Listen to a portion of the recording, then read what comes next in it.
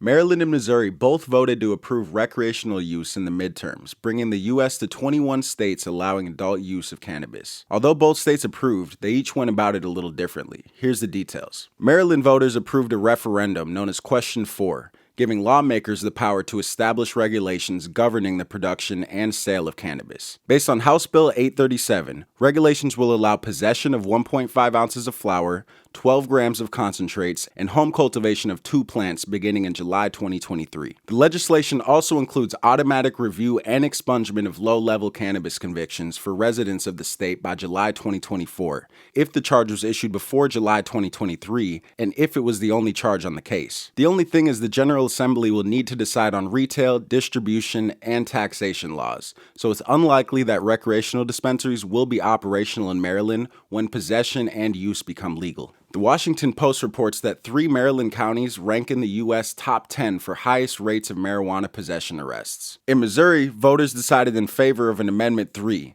a ballot initiative that legalizes possession, cultivation, and licensed retail sales of cannabis to adults over 21. The Department of Health and Human Services will have regulatory authority over the rec use program and will be responsible for issuing licenses. They started initial work to prepare the rules back in August after it was confirmed that the legalization would be on the ballot. Just 2 days after Missouri voters approved legalization at the ballot, the state released their first draft of regulations for the rec market and opened a public comment period. The initial draft would legalize manufacturing, possession, and consumption, limiting purchases to 3 ounces of flower and allowing home cultivation of up to 6 flowering plants, 6 immature plants, and 6 plants under 14 inches in height. There's no mention of concentrates or processed products in the draft. Amendment 3 will also include expungement of past convictions, but not automatically.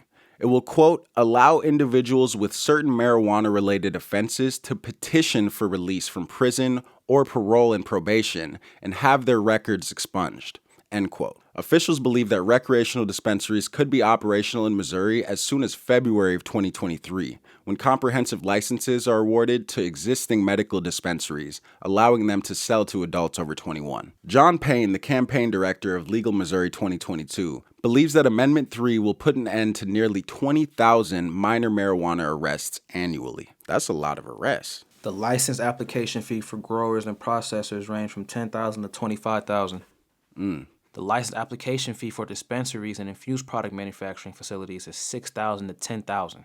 Okay. Get in where you fit in with Amendment 3.